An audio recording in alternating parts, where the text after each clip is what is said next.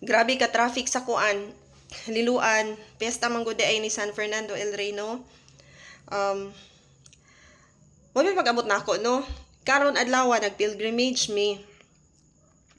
15 ka church man to among gi-pilgrimage sa una before mi ni take board exam niya ganiha. Naka-pilgrimage mig murag 6 man siguro to ka church, no? From Argao, Simala, murag 6 lagi to. Wala mo na human. Muna amo lang tong balikon siguro by next kanang kuan, next week siguro. Unya karon gikan man gyud kog mga church, no? Kani mo gud ang kabit sa kong bana. Or let's say ex-husband. Gipasundan na nako. Makabalo ko nga asa na sila mang check-in. Karon, chat man ang kanang rider nako nga na ako no sila sa maayo hotel. So ningon ko ba, Lord, pwede nga makatry ko tanaw kung legit ba gining gistorya sa, sorry ha, kanang friend ra bata.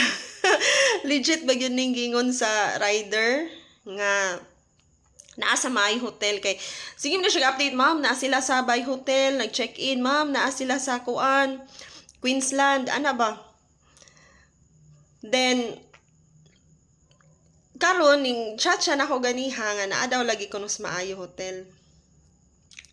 Then ningon ko nga, Lord, pwede mo try? Ako lang i-check akong self.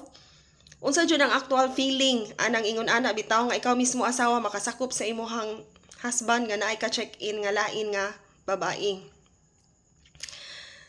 So karon niana ko sa akong self nga, Lord, kung maadto man gani ko dito, promise di ko magwala, dili ko magunsa-unsa. Gusto lang gyud ko mo experience. Ana lang. Pag adto nako sa ani maguni kadaghan na maguna siya nako unta. Gusto ko ako bitaw mismo mo sunod unya. Pero dili bitaw itugot sa kahigayunan nga ako silang masundan. Unya karag naasa toy one time nga nangato na sila og simala na nagkut human napasundan gyapon to nako. Kaya namin nakakita nila sa simala. So ningon ko sa rider nga wata siya sa Karkar, dinha bagta ug asa sila. So nang check-in sila og Queensland. Ang rider wala pa ni uli, ningon, mamo anhi ka kay ako'y motawag og pulis. But then again, nakaingon ko sa kong kagalingon, unsa man dayon after moadto ko didto, unya ipapriso nako. So akong gibuhat na lang, nagdagkot na lang kog kandilarya diri sa mua. Ug nang ampo ko sa Ginoo. Nangaliya ko sa Ginoo sa mayong buhaton. So akong gibuhat is gitawagan ako ang iyahang bana sa babay. Di man makontak, messenger o contact number. So that was a sign. So dili to nga time para ako nga ako silang masakpan. Wala sad ko nagdumot, ako nasuko, wala sad ko nihilak nga sakitan. Diba? Kung ikaw makahibaw ingon ana, syempre masakitan ka, mohilak ka, pero sa ko wala ko nasakiti, wa sa ko nihilak. Bali wala ra gyud nako ang tanan. Ni after day ato pagka May 12 ni gawas ang board exam nga result ni pasar day ko. So grasya sa Ginoo, diba? So karong adlaw gusto kong moadto. I-check gyud nako mismo sa akong kagalingon bagon sa man gyud kay since naa na man gyud ko sa Cebu kay nagpilgrimage lagi mi nya padulong nako uli human na mig pilgrimage tanan nya sayo ra sad gyud mi na human mga 4 PM human na mi padung nako na uli pag uli nako ingko, Lord, ganahan ko mo try unsa jud ka feeling ana, no? Unsa ka akong bation, Lord, ug ako gyud mismo aktual nga makasakop. Mutuo og sa dili mura bitaw sad ko giubanan. Ning liko sa jud ko kay dili man siya traffic. Nagtukog traffic kaayo ba niya, dili bitaw traffic. So niliko ko sa maayo hotel. Dito ko silang parking lot. Unya grabe jud ni ang Ginoo pud, no, kay sukdon sa jud ta. Kabalo ba mo nga perfect kaayo ang tanan? Kay naa sa gyoy pulis nga nagsunod nako sa akong luyo. While gabiyahe day ko going to maayo, ang pulis kanang patrol car jud. Nagsunod sad nako. Ning liko ko sa Maayo Hotel, dito ko silang parking lot. Nisunod sad ang patrol car, pulis. So kung kamo sa akong part, unsa may inyong buhaton? Syempre, given ang tanan. Kabalo ka nga na imong bana diha, kabalo ka nga ang kabit naa, kay naa ang iyang sakyanan. Iyang sakyanan naa, positive. So kapila ra gyud unta pagduol nako sa pulis. Nagsunod ang pulis dugay pa jud kay nagstandby gyud sila dito sa parking lot. Kana bitang sungugon sad ka sa kahigayunan nga naa ang tanan resources, ikaw na lang ang moakto. Unsay imong buhaton. Kung uban pa siguro, mag-hysterical na, so dayon day tawag sa pulis, so kato kay given naman jud ang pulis, so siguro kung kamo pa sa lugar nako, inyo gid yung i-inform ang pulis no nga, chief, magpakuyog ko, akong bana na diha aga check-in, nayang kabit, positive ang sakyanan. Magpauban ka, mato ka sa front desk, mangutana ka unsay room number nila, dadon nimo ang pulis, igabli ninyo sa room, diha, makita na gyud ang ebidensya nagunsa sila sa kwarto, di ba? So, dakop, priso. Chief engineer man siya, matangtangan pa siya sa lisensya, ug di na pa gyud kasakay og balik. Pero amazing kayo ang Ginoo. Wala ra jud ko. Gigura ko ning tan-aw niya nga naayang sakyanan diha, kabalo ko nga naa sila sa kwarto. And then I walk away. Ngano man, kung ako pa silang gipapriso karon, nakauli ba ko karon dinhi sa mua, nakakauna ba ko? Unya, mauli ba ko diri nga safe? Nga walay kabalaka dili. Siguro karong orasahan napa mi sa police station. Nagkinihaay nami dito, nagkagubot nami, na nagtrending na siguro na. Chief engineer, nasakpan sa asawa, ug ang kabit, nag-check-in, priso. Sikop. Pero, wala ko gibuhat. Kay ba mo, gano? Kung mukiha ko nila, kung ako silang ipapriso, mugasto lang ko at the same time, hassle.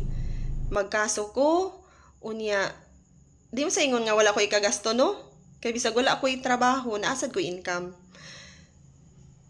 Ako sila ipapriso, human, magkaso, gasto, energy pa nako, oras pa nako. Deserve ba nila nako tagaan og time? Dili. Dili na la deserve ang akong time. And I choose God. I choose peace.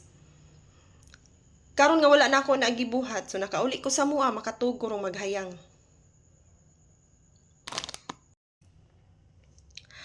Tuyo, no? The mistress. Mistress may tawag ni mo ron. Kay kasado pa man yun na akong ex-husband. We're not yet officially annulled. So, pila naman ta ka years nga amiga? Nagkaila ta way back 2004, if I am not mistaken, classmate ta. Pag college, close ta, magdungan tagkaon ig-lunch, magdungan sa tagpauli ini kagabi. Pubri pa kay tanan ta sa unang panahon na. Then, kuyog po tag OJT sa Sarosa. Maglakaw ta, gikan sa boarding house, padulong sa Sarosa. Sabay ta nga nangandoy. So karon nga nangadato na ta. Mayon na lang kung nangadato kay elevated naman jud ato ang lifestyle karon compared sa una. At the same time, bridesmaid pagyud ka. Ingon anak ka nako ka close. Amiga, bridesmaid, giduphan pa jud ka nga gikulata ka diri sa imuhang bana at tubangan namo sa akong anak. Giduphan ti ka kay wala ko'y idea unsay panghitabo. Aside from that, kay amiga ti ka. Naa may mangaway nimo, paliton ako. Gipost ka sa ato ang isa ka classmate nga muse pod. Nilaban ko nimo. Giduphan ti ka. Pinangga kay ti ka proud kay tanan ko sa imuha. Pero ang atong 20 years nga friendship imong gibaylo sa pila lang kabuwan. Sa ako ang bana nga nakigrelasyon ka. Imong gibaylo. Pero kay baw ka, wala ba ako nasuko nimo? At first, yes, that's a normal reaction. Kay amiga kaayo taday. Sa kadaghang laki nganong ako pamangbana. Pero sa ako nang gikaingon, pag permero nasuko ko, yes. Pero as the day goes by, ug magkita man ta sa personal, magpasalamat ko nimo. Thank you. Moingon jud ko nimo kay ba kag ngano? Gitangtang nimo ang tao nga naghatag og problema nako. Magpasalamat ko nimo kay gitabangan ko nimo nga mas mo elevate pa ang akong pagkatao. Kay gumikan nga wala na akong ex-husband karon, nindot kayo ang dagan sa akong kinabuhi. I was guided with God nga daghan ko blessing nga mga nadawat. Usa na ana nga nipasar ko sa board exam. Kung naa pa siya sa akong kinabuhi siguro dili ko makafocus sa akong pagtuon. Dili ko mo eskwela, wala ko'y growth. Sa laktod nga pagkaistorya. Daghan ko naila-ila nga mga tao nga wala na ako damha nga sa akong kalisdanan naa sila. Naila-ila nako ang akong mga friend nga close nako nga sa karon nga panahon nga walang-wala ko. Naa sila nagpabilin. Labaw sa tanan magpasalamat kog dako nimo. Kay kung wala pa na nimo giilog siya ug wala pa ka nakigrelasyon niya, dili siguro nako matugkad ug unsa day ko kapinangga sa Ginoo. Mas napalawom pa nako ang akong pakigrelasyon sa Ginoo. Mas naa pa ko'y time nga mosimba daw halos kada adlaw makasimba ko. Murag tagsara nga dili ko makasimba. Kung naamang ko'y iistorya nimo, kanira gyud. Ang pingi mong kaugalingon niya ayaw padala. Kay narcissist ra ba na siya? Self-centered, manipulative. Ikaw na ang mo discover ana. Unya na lang sad ko'y hangyo. Moabot man ang panahon nga masakit-sakit siya. Ayaw lang ko paatiman na. Ana lang yun na siya ikiatiman. Diha i-prove nga nahigugma jud kaniya. Kay karong panahon na, karong nga stage sa inyong relasyon nga bago pa mo, napama mo, labing-labing pa man mo. Di man mo mapakgang. Unya, ayaw lang po siya iuli na ako, ha? Kay dili na yung kumudawat. Pero kung maabot ang panahon nga ang annulment wala pa, dili pa approve, unya, mawa na siya sa kalibutan, iuli siya na ako, kay ako siyang ipalubong. Tagaan ako siya, ihatag na ako sa iyaha. Ang kuan, kanang paglubong, nga ningagi sa saktong proseso. Isip, iyaha pagyapong asawa. Pero kung ma-annulled man mi, mawa siya sa kalibutan at tunan na siya sa iyang ginikanan. Dili na nako siya, tulubagon. Apan kung masakit gani, anha lang siya nimo, ikiatiman. Naigugma man ka, atiman jud ka, matiman jud ka niya. Ayaw siya gihatag nako, ayaw siya giuli nako. And one last thing, isa lang jud ka pabor akong pangayoon sa imuha. Ninyong duha, labi na nimo ex-husband. Una, ang sustento sa imong anak at timana. Ug ang pinaka-importante, unta ug mahimo lang. Ug kada adlaw ninyong mabuhat, paluwa pa imong abogado para ma-follow up ang annulment. Kay para mahuman na ta. Unya, dali agyo na ninyo ang annulment. Kay basig magmahay niya mo. Ug dili na ninyo follow upon. Kana lang. Unya, padayon mo. Kay ako malipayon na sad kay ko sa kung kinabuhi nga mas napalawom pa gyud nako. Ang gugma sa Ginoo nako. Unya kay baw ko nga daghan pa ko grasya nga paabuton. And acceptance lang. Na-accept nako ang tanan.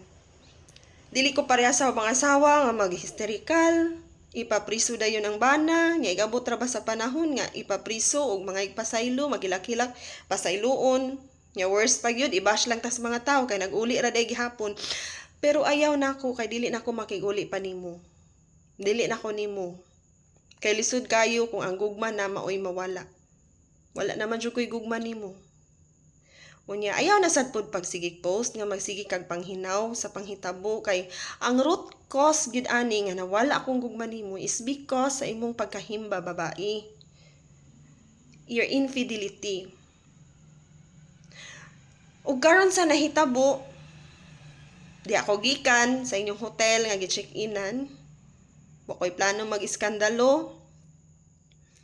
And I chose to drive away sa hotel.